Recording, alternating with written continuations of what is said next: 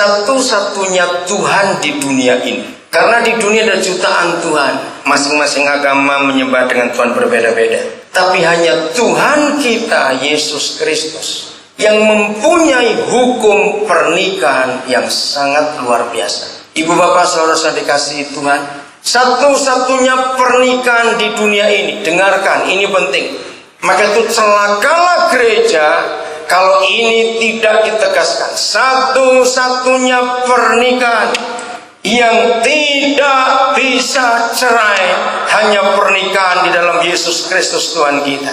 Tidak ada Tuhan lain di dunia ini yang pernah berfirman, aku benci perceraian.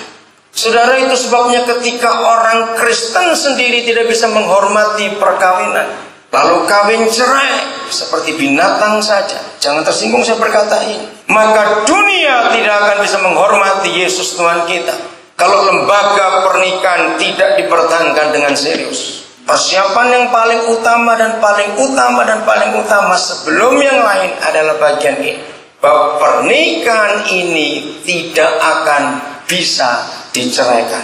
Siap atau tidak? Kalau kalian ragu-ragu, harus jujur di hadapan pencipta alam semesta. Nggak boleh pura-pura, dia tahu isi hati kita. Misalnya ini cuma ngomong saja, aduh ya kok belum siap, nggak jadi nikah, kita makan aja ntar malam. Tidak ada pernikahan yang begitu secure, begitu aman, begitu kuat kecuali dalam Tuhan. Maka itu bagi ibu bapak saudara yang ingin menikahkan anaknya dan ingin rumah tangganya aman, tidak ada jalan lain, harus menikah di dalam kekristenan dalam Yesus. Karena ini satu-satunya pernikahan yang kuat dan tidak bisa dipisahkan. Bahkan begitu tegasnya firman Tuhan mengatakan hanya kematian bisa memisahkan. Kenapa begitu? Nanti kita lihat dalam firman Tuhan. Saya akan dahului dengan bagian ini lebih kuat lagi. Apa enaknya kalau kita mau menikah tapi dihantui, diikuti dengan rasa was-was. Aman gak ya? Ditinggal gak aku ya? Bisa langgeng gak ya? Coba bayangkan. Maka itu dalam semua konseling pernikahan yang saya lakukan, saya selalu melibatkan orang tua juga. Salah satu adalah begini, saya akan tanya pada orang tua kedua belah pihak, kalau nanti orang tua memberikan sesuatu harta, apa persiapan orang tua? Kalau sampai ada orang tua yang berkata, ya mau kami supaya harta pisah saja, saya akan tanya, apa alasan ibu atau bapak ingin kalau harta yang diberikan kepada anak untuk masuk keluarga ini pisah? Kalau sampai orang tua jawabnya begini, ya siapa tahu Pak Pendeta, langsung saya berdiri, saya bilang bubar. Nanti maksudnya ibu bapak saudara-saudara, untuk apa kalau belum masuk pernikahan sudah ada persiapan untuk diceraikan? Siapa tahu. Apa arti kata siapa tahu? Ya siapa tahu kalau ada apa-apa. Lebih baik harta dipisah sekarang saja supaya nggak repot. Tidak ada perceraian. Saya percaya semua kita pasti akan bertanya-tanya. Suatu hari saudara, waktu itu saya masih di Jerman tahun 84, ketika membahas masalah ini, ternyata ada satu orang Kristen liberal. Lalu mereka datang sekira-kira 6-7 orang, saya lupa tepatnya berapa. Mereka itu ternyata dari kaum humanisme, dan mereka mendebat, mereka marah tentang Maleakhi 2 ayat 16. Karena itulah satu-satunya firman, satu-satunya Tuhan yang berfirman, aku benci perceraian. Maleakhi 2 ayat yang ke-16. Yang mau catat silakan catat ayat itu. Kelompok humanisme itu berkata begini kepada saya, Han Kristen itu sangat tidak manusiawi. Ketika mereka menerangkan secara faham humanisme, saudara, saya mengaku logika saya sangat menyetujui. Dengarkan dulu, ini logika saya. Kenapa? Karena salah satu argumentasinya, dengarkan ini. Bayangkan Pak, kalau dua orang itu sudah tidak cocok, lalu tetap dipaksa untuk tinggal satu rumah. Mereka ngomong panjang lebar soal itu. Pokoknya saudara, argumentasi humanisme sangat hebat. Dan itu betul, saya berkata, memang betul. Secara logika, kalau dua orang itu sudah nggak cocok, jahat sekali kalau tetap dipaksa tinggal satu rumah. Bukan itu penderitaan? Sambil mereka bicara, saya berkata, Bapak beri saya hikmat untuk menjawab. Sejak berapa bulan yang lalu, kira-kira bulan April, salah satu grup anak-anak kami, grup band namanya Heaven and Friends, itu mengeluarkan album perdana judulnya Langkah Pertama. Nah, salah satu lagu itu ternyata kontroversi. Mereka mengubah lagu judulnya Cinta Harus Memiliki. Kenapa mereka bisa mengubah lagu Cinta Harus Memiliki? Karena mereka dengar salah satu khotbah saya. Wah, polemiknya di Facebook itu berminggu-minggu. Karena rata-rata orang protes, cinta nggak harus memiliki. Untuk apa cinta harus memiliki? Nah, saya kan bukan pengangguran ngurusi Facebook terus.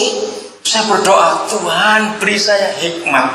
Satu kalimat saja supaya polemik ini berhenti, supaya saya nggak capek ngurusin Facebook. Wah, karena masuk pendapat macam-macam itu. Hikmatnya begini, dengarkan, khususnya anak-anak perempuan dengar.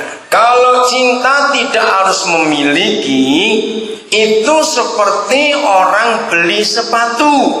Saya tulis begitu di Facebook. Akhirnya banyak cewek-cewek perempuan itu yang menyetujui, karena mereka baru ngerti. Dengarkan ini anak-anak muda. Orang beli sepatu itu ada satu hukum. Hukumnya ialah coba. Betul tidak? Maka itu kalau orang titip beli sepatu, itu mustahil cocok. Jawab iya atau tidak? Karena orang beli sepatu itu tidak harus memiliki. Setelah dicoba nggak cocok harus dikembalikan. Betapa bodohnya perempuan-perempuan dicobai dulu. Dengarkan ini, di dalam nama Yesus saya berkata, hentikan free sex.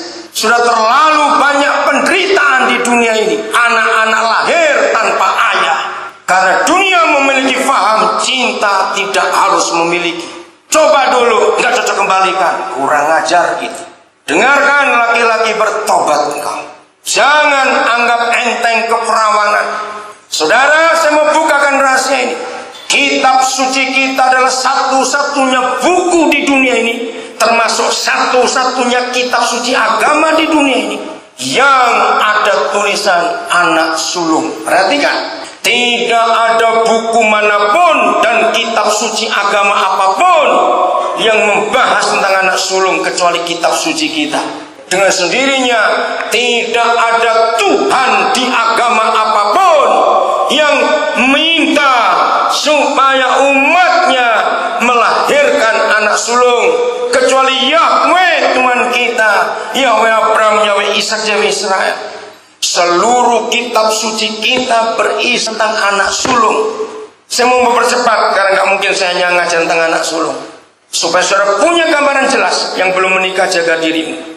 Tidak semua anak pertama itu anak sulung. Ibrani 12 dan Wahyu 14. Catat ayatnya, saya nggak kemudian menguraikan itu. Ada tulisan, ada firman Yahweh yang berkata bahwa Dia sangat merindukan anak-anak sulung. Di Wahyu ini Ibrani 12 mengatakan Tuhan sangat merindukan gereja ada di dunia suatu hari nanti, anggotanya anak sulung semua. Dan Wahyu 14 mengatakan gereja itu nanti akan berdiri bersama-sama dengan anak domba karena kesulungannya. Mengapa tidak semua anak pertama itu anak sulung?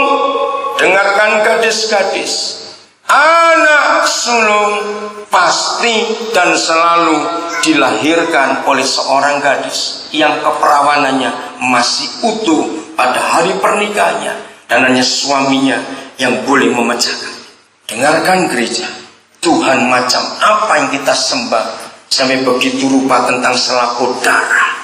Ibrani 12, wah ibu Belupesi luar biasa mencatat. Harusnya begitu semua anak Tuhan. Catat ayat-ayat firman Ibrani 12 ibu dan Wahyu 14. Nanti ayatnya cari dulu. Maka itu cinta harus memiliki, karena tidak sama seperti orang beli sepatu. Dengarkan gadis-gadis, selaput keperawananmu hanya punya sekali engkau seumur hidup, dan hanya suamimu. Maka itu kenapa dalam Kejadian 1:28 lagi sekali, Kejadian 1:28, mengapa Yahweh memberi hukum?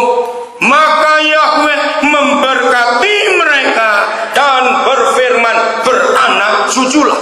Artinya diberkati dulu baru boleh ada seks.